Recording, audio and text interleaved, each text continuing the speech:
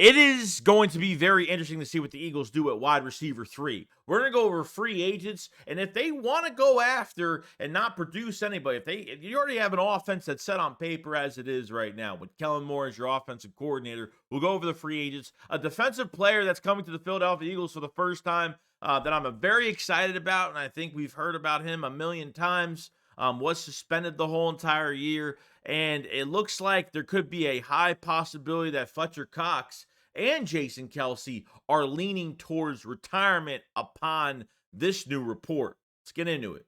Because I've seen enough horror movies to know any weirdo wearing a mask is never friendly.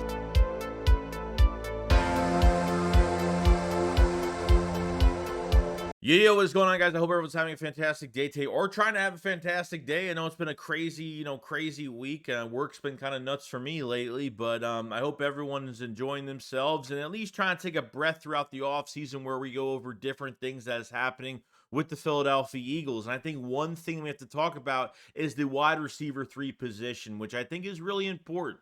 Julio Jones signed a 1-year deal. He didn't really do much. They didn't really utilize the players that they really did sign. I mean, none of them really. Even some of our starters weren't utilized the right way. When it comes to wide receiver 3, Quez Watkins was supposed to have a big year. Then Olamide Zaccheaus gets signed, and Quez Watkins gets pissed off and pretty much tells the fans, "I'm going to prove to you why I should be here."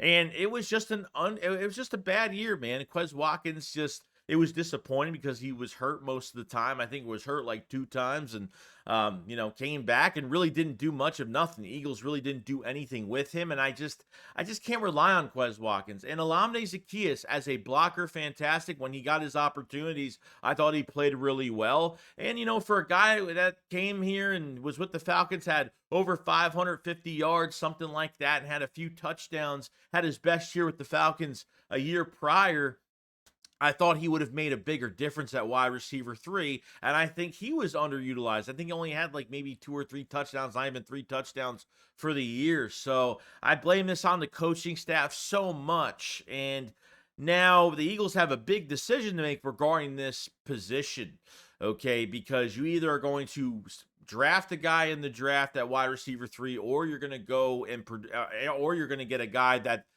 in my opinion, I feel like they really have to go get a proven guy already, unless there's somebody in the draft, which I don't think they're going to draft a wide receiver high as a wide receiver 3. You don't want to go too high, but you don't want to be too low of a pick either. You want to see if this guy could do something.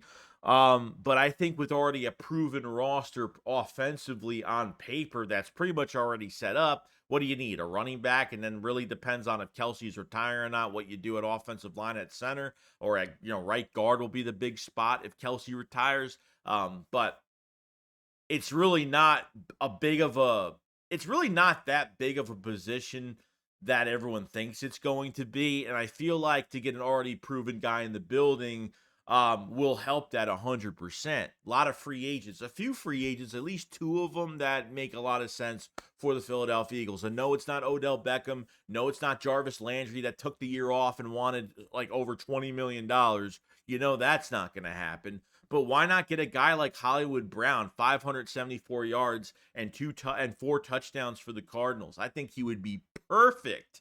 I mean, absolutely perfect. I know he dealt with a foot injury. I think it was a foot injury, I think, late in the season. I think he's slippery. I think he's twitchy. I think because you have so much attention on the outside with Devontae Smith and A.J. Brown, having a Hollywood Brown type of player on the inside, they need to upgrade. They need to get someone that's better than Quez, better than Zaccheaus. They need to get somebody that's a little bit more proven, that has been a number 1, that will go down to a number 3, okay? Because really Hollywood Brown was like the number 1 guy in Arizona, and I think not saying he's not good enough for it. I just the Cardinals were dealing with a lot of issues too, not having Kyler Murray for a long time, and maybe some questions offensively when it came to play calling. There was just a lot of issues there. I think they had a couple really good running backs, but it just wasn't enough. And I feel like putting Hollywood Brown to that number 3 spot is a huge upgrade at that position. I think he will thrive at that position. He'll be ready for anything. So this would, for me, I think it would make a ton of sense. And guys that can get massive separation, like Amon Brown, like a lot guys like that. Just I like guys that twitchy type, fast and inside route type guys, and I think Kellen Moore will exploit these guys tremendously. Likes using his receivers downfield, but loves using the middle field as well. And I think Hollywood Brown would do an excellent job there. Even Elijah Moore from the Browns would be another one that I would definitely, as across from Amari Cooper, as one of the top receivers for the Browns, and 640 yards, 2 touchdowns. So I think he would be very affordable for the Philadelphia Eagles. If you guys remember, Elijah Moore wasted his time for a few years being a backup for pretty much no reason, and then went to the Browns, finally got there, and really showed some of his talents. And not too bad of play. He can get separation. He could play the vertical route. He could work inside. His comeback routes are great. Like he turns direction pretty quick and gets the separation that he needs. So this is another guy on the list that I would definitely wouldn't mind bringing in at all. And those are like the two that I really feel good with. Obviously Calvin Ridley would be great, but he's out of the Eagles' pay grade, unfortunately. He had over 1,000 yards. He's a free agent, had over 1,000 yards. The Eagles did have interest in Calvin Ridley before they trade for AJ Brown, but beforehand, Calvin Ridley was the target for the Philadelphia Eagles, and because of the gambling situation, the Falcons told the Eagles about it, and then everyone kind of backed out of the deal because the Falcons could have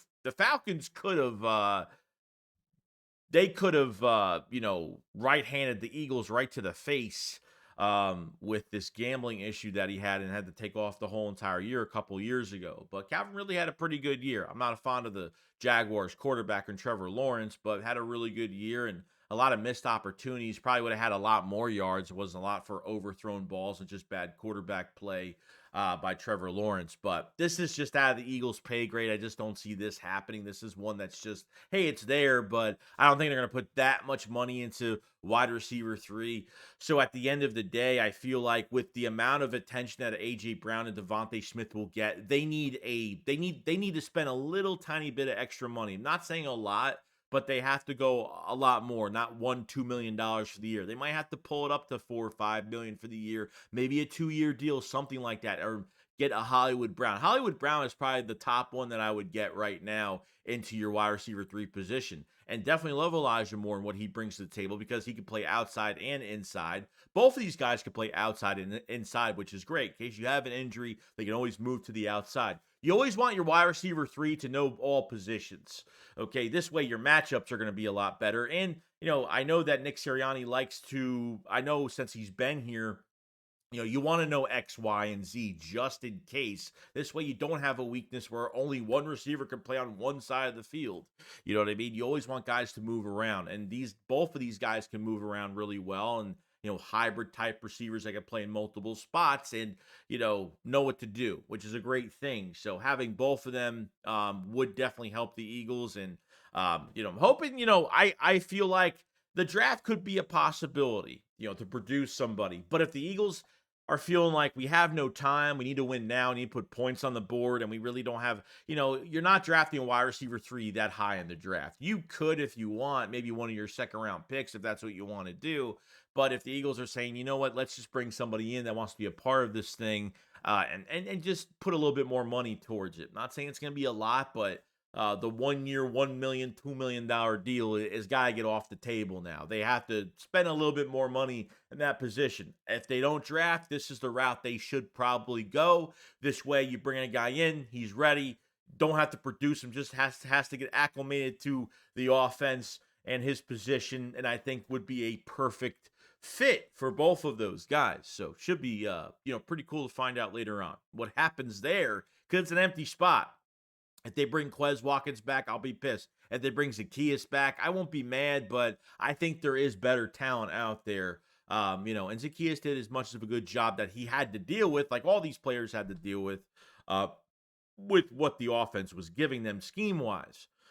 Now, I want to go into the A.J. Brown situation. It looks like A.J. Brown is not going to be in the Pro Bowl, is not showing up. Now, a lot of people are saying it's because of the knee injury that he's still hurt right now. I mean, maybe that's the case, but I think part of it is he doesn't want to be there, and part of it is the knee injury, maybe. But I think he doesn't want to be there. I think a few Eagle players are kind of backing out of these are subs, these are subs or whatever. Some players are substitutions for obviously players that are second man up players that players that are in the Super Bowl right now between the Ravens, between the San Francisco 49ers. So obviously some players will be backup Pro Bowler attendance, I should say. And AJ Brown is probably going to be more focused on getting himself right and getting with some of his teammates this offseason again. I don't think there's going to be a day off for AJ Brown this friggin' offseason. And I'm actually pretty excited to see how they feel about Kellen Moore being the new offensive coordinator. And I think they're going to be very excited. And I think there is excitement flowing in the air between Devontae Smith, AJ Brown, even Jalen Hurts. A cry for help what these players have needed for weeks, the last 7 weeks, or really the whole season, to make adjustments and make your offense better, and they just never did that. And I know I know there's been a lot of stupid crap regarding AJ Brown in trades and stuff like that. And let me tell you something: if you're trading AJ Brown, you might as well call it a done season, because I wouldn't respect that whatsoever. Eagles fans need to take, if you want to go back to the old days of J.J. Arcega-Whiteside and Jalen Reagor, then be my guest, because this is what you deal with when you have a player that earns the right to talk shit. He can talk shit whenever he wants. This guy, without AJ Brown, you wouldn't have half the wins. Without Jalen Hurts, you wouldn't have half of these wins that you had this year. Got to give respect to those guys. But it could be the knee injury, but I wouldn't blame him for going. Like, why would he? To me, I think the Pro Bowl is stupid. I miss what the Pro Bowl used to be. Used to be an actual game and players played 100%. Now it's like a beauty pageant contest with these stupid little mini games, and it's just like, who the fuck would even go to that shit? Sorry. I mean, for me, like, I don't even watch it. I see highlights of it on Twitter, but I don't even, who the fuck would waste their time even going to that? Or even like, I don't know. It's just, to me, I just don't like the Pro Bowl. It's not the same, and it's just a bunch of fun and games. And I'm not into fun and games. I'm into serious shit when it comes to the football season. So that's how I am going forward. And don't blame AJ Brown for not going at all. Now, I want to go into, obviously, some of the aspects of the secondary, right? And one player I'm so excited to get into this secondary and be the next nickel cornerback for the Philadelphia Eagles. That's Isiah Rodgers, rocking the white Eagles helmet, which he has been all year. Now he's on the exempt list from the commissioner for the gambling issues from last year. So he couldn't talk to the team this past year. He couldn't be with the team. He couldn't contact anybody. Howie Roseman signed him. I mean, what is he, 24, 25? I don't know how. I know he's really young. I mean, can play nickel cornerback, and he's a kick returner as well.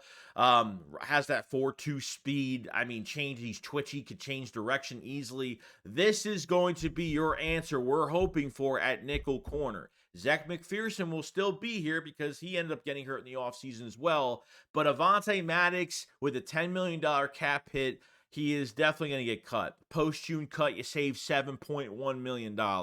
He is not worth extending. It's just not worth it anymore. Or if you can't, or try to, at least if you want to try to get some draft compensation, maybe a late round pick for Avonte Maddox, then go do that, because the guy's a liability. I can't trust an extension. I can't trust Avonte Maddox even moving from nickel to safety or whatever the case may be with him. Okay. I think it's done. 4 or 5 injuries in 3 years. I mean, seriously, in 2 years. I mean, it's a lot of injuries. The pectoral came back, and I didn't expect him to play well at all. But Isiah Rodgers, I think, was that benefactor of like, hey, this is an insurance policy now that if, we get rid of Avonte Maddox at the end of the year, Isiah Rodgers comes right in, and he's young, and it's a youth movement type move. And I think there's a lot of hype. He's been put up videos on Twitter of himself really practicing his ass off the whole year. I haven't really been reporting it all year, but he's been putting up a lot of videos throughout the year of him just training his ass off. And, I'm hoping this is going to be the next guy at nickel. I'm excited for a lot of the depth pieces that had some starting experience as well. I'm excited for Eli Ricks. I'm excited for Keely Ringo. I'm excited for Zach McPherson to come back and kind of show, because he was supposed to be our backup nickel, and there was a lot of promise with him. I'm not really a big fan of Josh Jobe and some of the other ones that we have, but a lot of guys with starting experience that had just a taste, a sample size of getting into games and becoming starters when injuries happen. I mean, nickel is a huge problem. Well, I mean, you lose Avonte Max, you lose your backup in McPherson, and then you have to like rotate guys at nickel. They even flirted putting Bradbury on the inside early in the season. Cannot do that.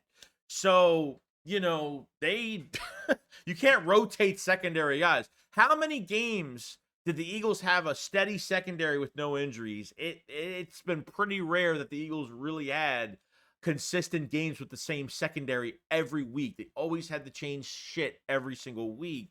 And that nickel spot has to be solidified and it has to be consistent. And getting youth it's like drafting a guy. This guy is pretty much like drafting him, which is great. And I think he's going to do a really good job. And I'm putting a lot of my heart and mind into Isiah Rodgers. I'm pulling for him to be the starting nickel corner this year for the Philadelphia Eagles. So I'm pretty pumped. I'm pretty excited for it.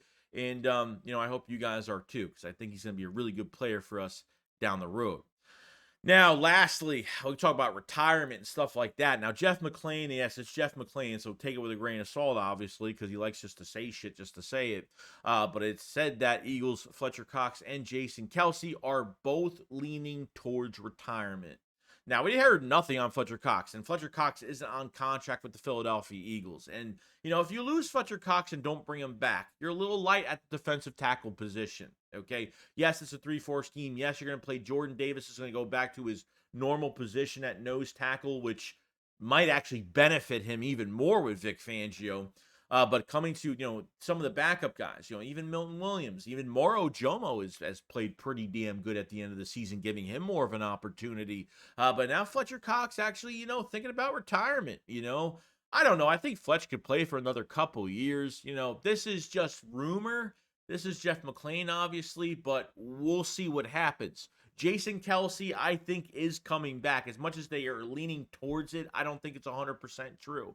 I'll actually be pretty shocked if Kelce retires. The signs have been showing that he's returning. Now, I understand he wants to return to the organization regardless, whether it's going to be being an assistant coach for Jeff Stoughton for the offensive line, or it's going to be being the starting center for the Philadelphia Eagles. If the Eagles lose Kelce, then your right guard spot is wide open. And Tyler Steen, so far, is not ready yet.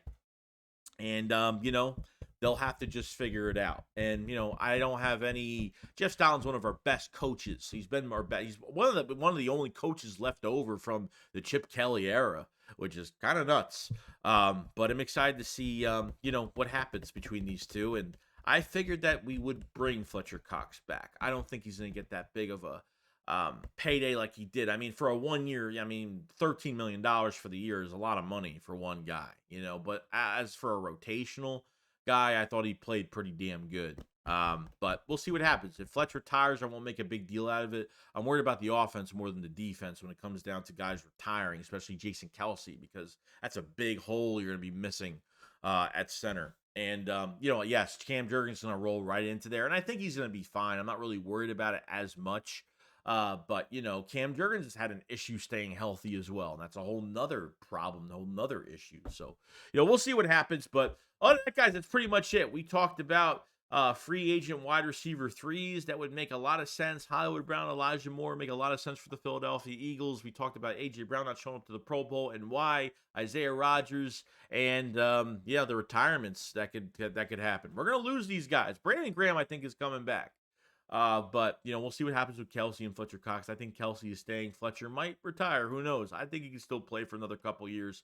But we'll see. But other than that, guys, that's pretty much it. Let me know what you guys think, and I'll see you guys on the next one. Chicks, what up, follow slide. Peace out, guys. Peace.